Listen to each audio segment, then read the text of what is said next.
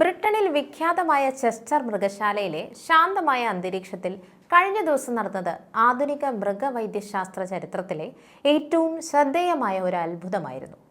ശാസ്ത്രലോകത്തെയും മൃഗസ്നേഹികളെയും ഒരുപോലെ അമ്പരപ്പിച്ചുകൊണ്ട് ജോഡി ഫോസ്റ്റർ എന്ന 15 അടി നീളമുള്ള കൂറ്റൻ റെറ്റിക്കുലേറ്റഡ് പെരുമ്പാമ്പ് ക്യാൻസർ രോഗമുക്തി നേടി സാധാരണ ജീവിതത്തിലേക്ക് തിരികെ എത്തിയത് വാർത്തകളിൽ നിറഞ്ഞു നിൽക്കുകയാണ്.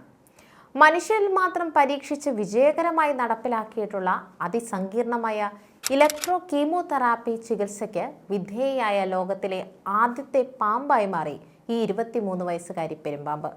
കേവലം ഒരു ജന്തുവിൻ്റെ ജീവൻ രക്ഷിക്കുക എന്നതിലുപരി വന്യജീവി സംരക്ഷണ രംഗത്തും മൃഗവൈദ്യശാസ്ത്ര രംഗത്തും പുതിയൊരു നാഴികക്കല്ല് കുറിച്ചിരിക്കുകയാണ് ഈ അപൂർവ നേട്ടം. ഏകദേശം 2 പതിറ്റാണ്ട് മുമ്പാണ് ജോഡി ഫോസ്റ്റർ ചെസ്റ്റർ മൃഗശാലയിലെത്തുന്നത്. മൃഗശാല ഉദ്യോഗസ്ഥരുടെ റെക്കോർഡുകളിൽ അവൾ JF അഥവാ ജുവനൈൽ ഫീമെയിൽ എന്നാണ് അറിയപ്പെട്ടിരുന്നത്. എന്നാൽ അതേ കാലയളവിൽ വിഖ്യാത ഹോളിവുഡ് നടി ജോഡി ഫോസ്റ്റർ ഈ മൃഗശാല സന്ദർശിക്കുകയുണ്ടായി. ഈ യാദൃശ്ചികതയെ തുടർന്ന് ജീവനക്കാർ സ്നേഹത്തോടെ ഈ പെരുമ്പാമ്പിന് ഹോളിവുഡ് താരത്തിന്റെ പേര് നൽകുകയായിരുന്നു. വർഷങ്ങളോളം തങ്ങളുടെ ആവാസ വ്യവസ്ഥയിൽ തിളങ്ങി നിന്ന ഈ ഉരകത്തിന് അവളുടെ ഇനം കാത്തു സൂക്ഷിക്കുന്ന അതേ രാജകീയ ഭാവമായിരുന്നു.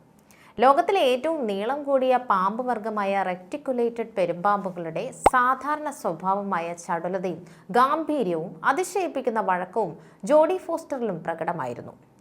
എല്ലാം ശാന്തമായി മുന്നോട്ട് പോകുന്നതിനിടയിലാണ് 2024 ജോഡി ഫോസ്റ്ററിന്റെ ആരോഗ്യനിലയിൽ വ്യതിയാനങ്ങൾ കണ്ടു തുടങ്ങിയത്. അവളുടെ താടിയെല്ലിൽ അസാധാരണമായ വീക്കം ശ്രദ്ധയിൽപ്പെട്ട മൃഗ ഡോക്ടർമാർ നടത്തിയ പരിശോധനയിലാണ് അത് ട്യൂമറാണെന്ന് തിരിച്ചറിഞ്ഞത്. ഉടൻ തന്നെ ശസ്ത്രക്രിയയിലൂടെ അത് നീക്കം ചെയ്തെങ്കിലും വിധി അവിടെയും അവസാനിച്ചില്ല.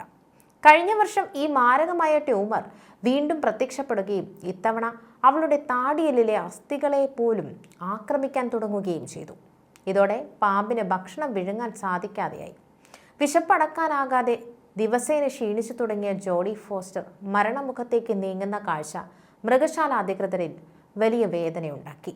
ശസ്ത്രക്രിയ മാത്രം നടത്തിയാൽ ട്യൂമർ പൂർണ്ണമായി മാറുകയില്ലെന്നും താടിയെല്ലിന്റെ ആകൃതി നഷ്ടപ്പെട്ടാൽ പാമ്പിന് ഇരപിടിക്കാൻ കഴിയില്ലെന്നും വിദഗ്ധർക്ക് ബോധ്യമായി. സാധാരണഗതിയിൽ ഇത്തരം സന്ദർഭങ്ങളിൽ മൃഗങ്ങളെ ദയാവധത്തിന് വിധേയമാക്കുകയാണ് പതിവ്. എന്നാൽ ചെസ്റ്റർ മൃഗശാലയിലെ വെറ്റിനറി സർജനായ ഇയാൻ ആഷ്പോളിന്റെ നേതൃത്വത്തിലുള്ള സംഘം തോറ്റുകൊടുക്കാൻ തയ്യാറായിരുന്നില്ല. അവർ മനുഷ്യരിൽ ഉപയോഗിക്കുന്ന അതിനൂതന ക്യാൻസർ ചികിത്സാ രീതിയായ ഇലക്ട്രോ കീമോതെറാപ്പി പാമ്പിൽ പ്രയോഗിക്കാൻ തീരുമാനിച്ചു. കീമോതെറാപ്പി മരുന്നായ ബ്ലീമിസിൻ ശരീരത്തിലേക്ക് കടത്തിവിട്ട ശേഷം ചെറിയ അളവിലുള്ള നിയന്ത്രിത വൈദ്യുത പൾസുകൾ നൽകുന്ന രീതിയാണിത്. ഈ വൈദ്യശാസ്ത്ര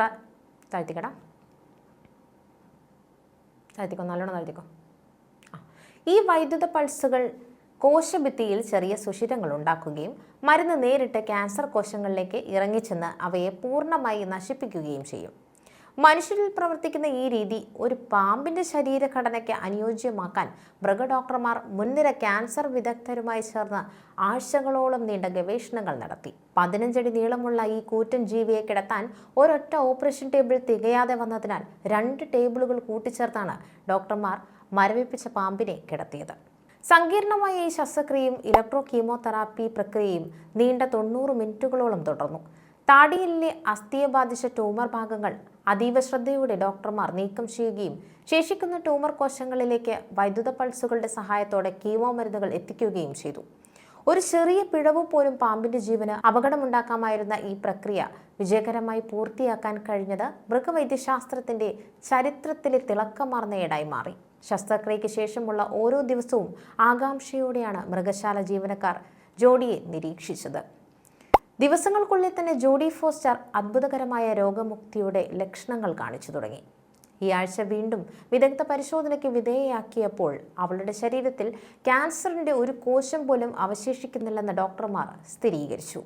താടിയെല്ലിന്റെ ഒരു ഭാഗം നഷ്ടപ്പെട്ടിട്ടുണ്ടെങ്കിലും ഇരപിടിക്കാനോ അത് വിഴുങ്ങാനോ അവൾക്ക് യാതൊരു ബുദ്ധിമുട്ടുമില്ല.